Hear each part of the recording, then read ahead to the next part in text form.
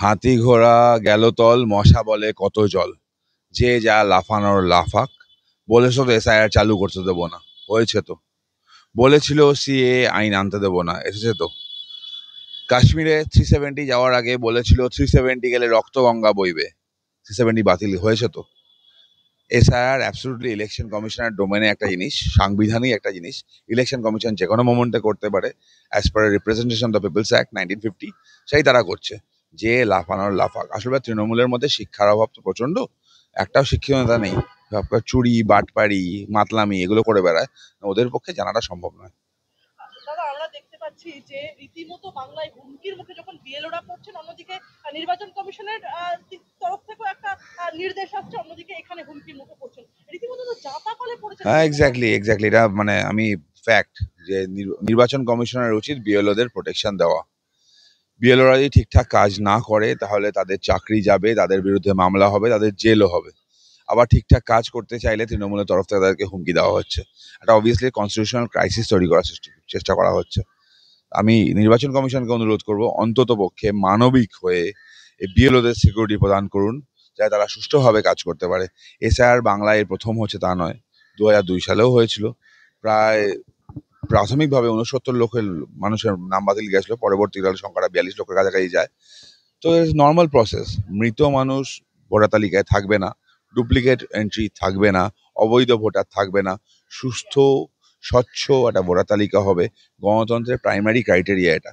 নির্বাচন কমিশনকে অনুরোধ করব, বিএলওদের সিকিউরিটি প্রোভাইড করুন, এবং বিএলওদেরও বলবো যে আপনাদের পাশে আমরা আছি।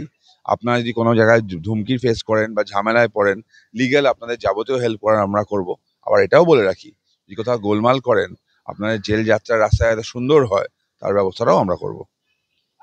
আমরা দেখতে পাচ্ছি দাদা যে রীতিমতো বিএলওদের এবার গাছে বেঁধে রাখা নিদান দিচ্ছেন বীরেন্দ্রনাথ বর্মন এবং তৃণমূল। ও দেখুন, এই গাছে বেঁধে রাখা অনেক দেখে নিয়েছি আমরা। আমফান মনে আছে তো? আমফানের সময় মনে আছে নিশ্চয়ই, তৃণমূলে তাদের গাছে বাঁধা হয়েছিল। তো কে কাকে গাছে বাঁধবে, সাধারণ জনগণ কাকে গাছে বাঁধবে, সময় বলবে। ওটা নিয়ে চিন্তা করে লাভ নেই। তৃণমূল প্রচুর লাফাচ্ছে, প্রচুর তরপাচ্ছে, তার একটাই কারণ, তৃণমূলের সময় ঘনিয়ে এসছে। তৃণমূল বুঝতে পেরেছে 26-এ ওরা নেই, তৃণমূল আর ফিরছে না। সাধারণ মানুষ বলছে যে পুরো বাংলার একটাই স্বর, এই তৃণমূলকে তাড়িয়ে প্রায়শ্চিত্ত কর।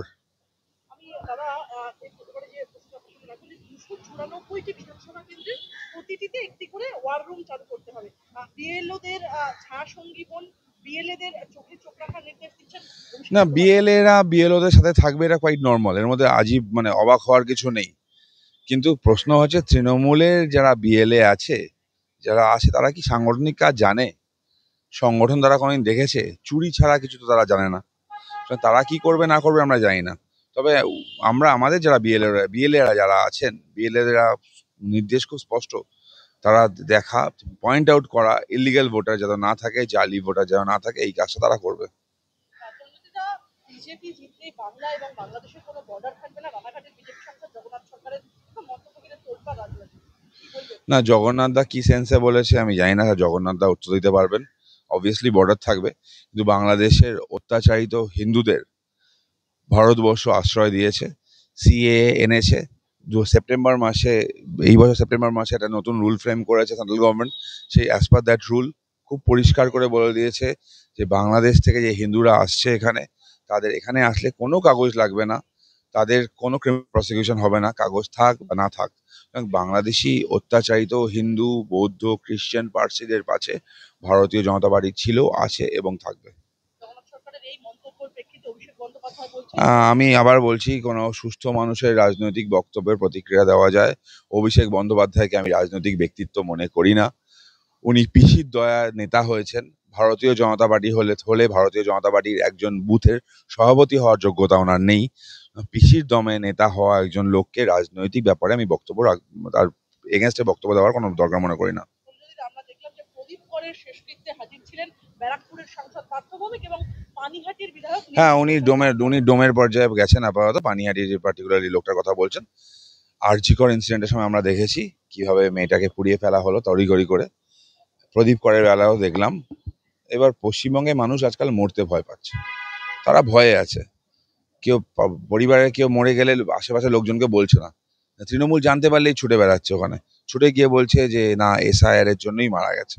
দাবিটা অদ্ভুত তৃণমূলের, যদি ভূতেরা ভোট দেবে, ভূতেদের ভোটাধিকার রাখতে হবে, মানে লিস্টে ভূতের নাম থাকবে, এটা তো চলতে পারে না।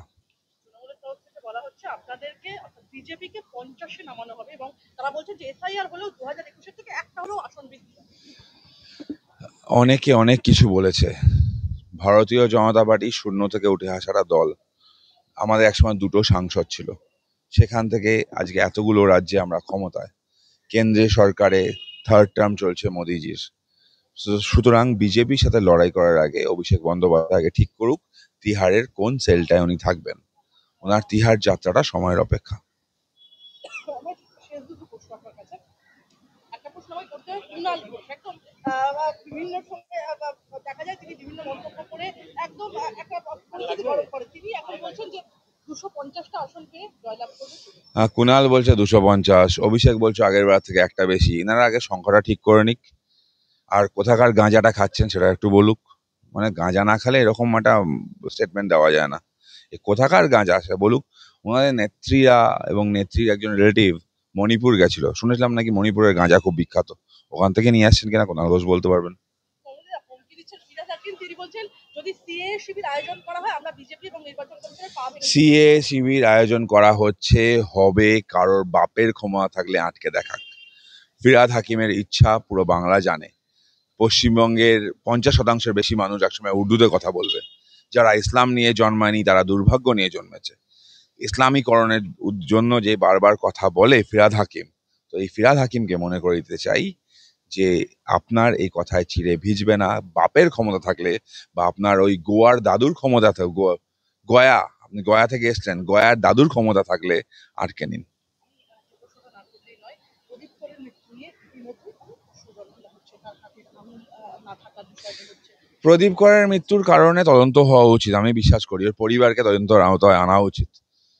একটা মানুষের বয়স 59, সে পশ্চিমবঙ্গে জন্মেছে, তার মানে ভোটার 2002 এর লিস্টে তার নাম আছে, তার সব কাগজ আছে, তার ভয় পাওয়ার তো কোনো কারণ ছিল না।